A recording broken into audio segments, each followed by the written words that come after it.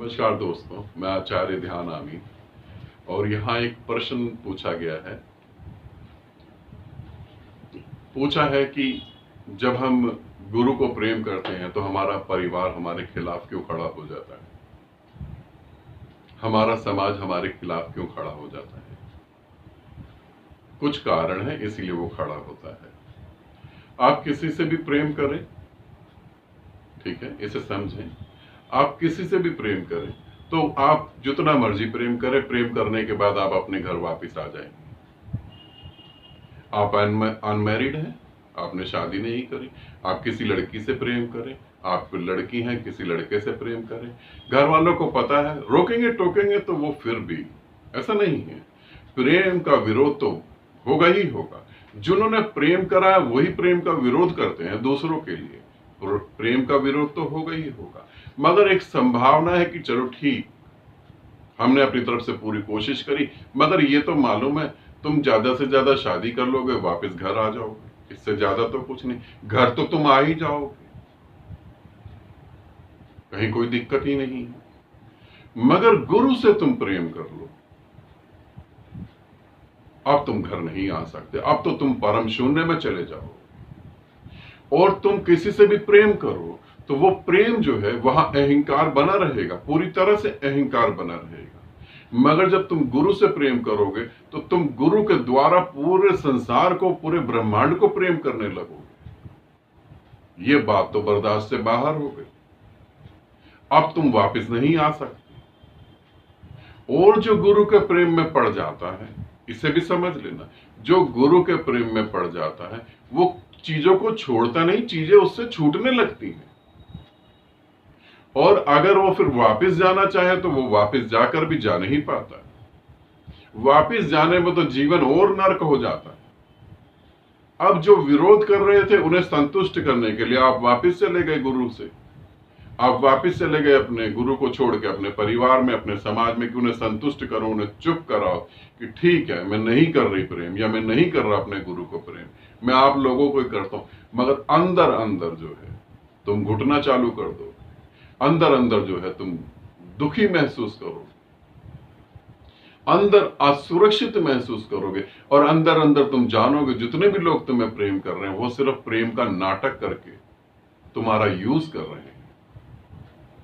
पहली बार तुम्हें एहसास होगा कि तुम्हारा सिर्फ इस्तेमाल करा जा रहा है मीठे मीठे शब्दों के द्वारा, और कुछ भी नहीं।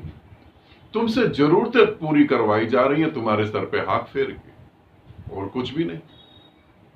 मगर गुरु के प्रेम में तुम्हें पहली बार पता लगता तुमसे कोई जरूरत पूरी नहीं करवाई जा रही, और तुम्हें कोई बाउंडेशन नहीं। गुरु कभी नहीं कहता कि तुम मुझे प्रेम करती हो, सिर्फ मुझे ही प्रेम करोगी, वो कभी नहीं कहता।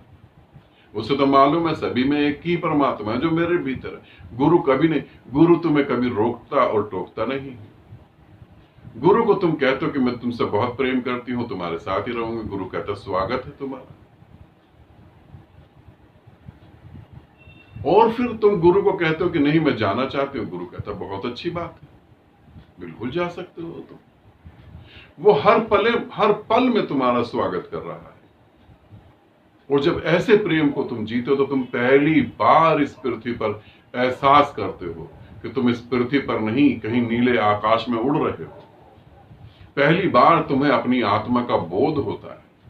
पहली बार तुम्हें लगता है कि मेरा जीवन सार्थक हुआ, मैं सच में यहां जन्म लेकर मेरे को सफलता मिली, मैं जन्म लेने के बाद अच्छा महसूस कर रही हूं या अच्छा महसूस कर रहा हूं। पहली बार, क्योंकि वहां कोई शर्त नहीं है। इसीलिए हम जब गुरु को कोई प्रेम करता तो उसके विरोध में इसीलिए हो जाते हैं कि वो अब वापस नहीं आएगा, वो चला गया। पहली बात। दूसरी बात को भी समझे, ये भी बहुत जरूरी है। गुरु के नाम पर जितना शोषण इस पृथ्वी पर करा गया है, खासतौर की स्त्रियों का, और हो भी रहा है, उतना शोषण शायद किसी जानवर का भी न करा गया।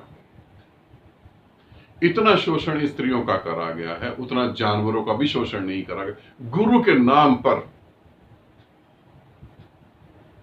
गुरु के नाम पे बहलाया गया, फुसलाया गया। गुरु की भक्ति में डूबो, गुरु के प्रेम में डूबो, तब तुम्हें गति मिलेगी। गुरु की सेवा करो,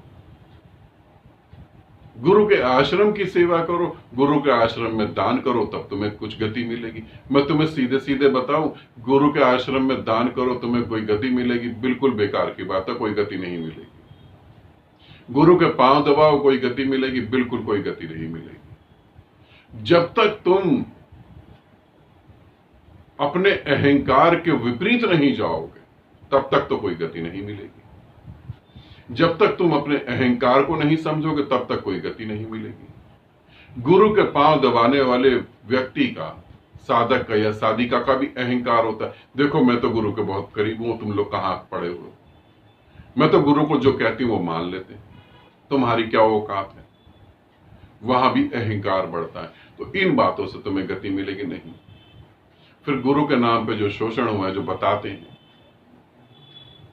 और जो हमने देखा है, गुरु के नाम पे जो बलात्कार होते हैं, गुरु के नाम पे जो प्रॉपर्टी हड़प लेते हैं, उन सभी को हमने देखा है।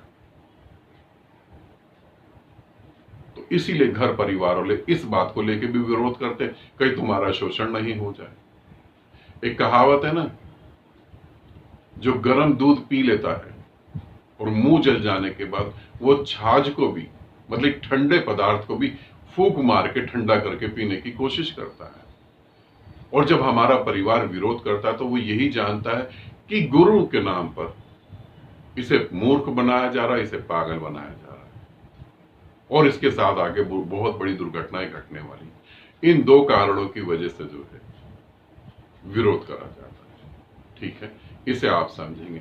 मगर सही में अगर आप किसी गुरु के प्रेम में पड़ गए और वो परम शून्य में स्थापित है, वहां ठहर गया है, उसमें एक हो गया है, तो उसके द्वारा जो आप पे प्रेम बरसेगा, उसको पाने के बाद आप मिट नहीं गए तब तक आप चैन नहीं पाएंगे। फिर चाहे कोई भी विरोध करे, फिर तो सभी विरोध सहने योग्य है, क्योंकि जो विरोध कर रहे हैं कुछ समय बाद वो भी नहीं होंगे, उनका भी शरीर जल के राख हो जाएगा और जो विरोध दिखाई दे रहा है वो भी खत्म हो जाएगा। फिर तो परम मुक्ति के अलावा कोई उपाय नहीं। गुरु के प्रेम में पड़ने के बाद विरोध जो होता है वो ये दो कारण है। और जो गुरु के प्रेम में पड़ जाता है और वापिस चला जाता है, चाहे फिर वो कोई भी हो, यहां मैं मेल और फीमेल की बात नहीं कर रहा हूं, मेरे लिए दोनों ही एक जैसे हैं, फिर चाहे वो कोई भी हो, फिर वो जो है चैन से नहीं बैठ सकता। एक तरीके से दर्दनाक मौत चुन लेता है, इसके अलावा कुछ और नहीं चुनता। फिर उस परम प्यारे से जुदा होकर भी कोई जीवन जीना, नर्क उससे बेहतर है जो उसके बाद जीवन मिलता है। मैं यही कहूंगा, उससे बेहतर तो नर्क जीना है, क्योंकि नर्क से भी गंदा जीवन हो जाता है। अंदर आप कुछ और होते हो, बाहर कुछ और दिखाते हो, और बाहर सबके धोखे को देख रहे होते हो कि सब यूज कर रहे हैं, प्रेम नहीं। ठीक, मुझे लगता है आप मेरी बात को समझ सकते हैं। आनंदित रहें, सदा खुश रहें। बहुत बहुत प्रेम आप सभी।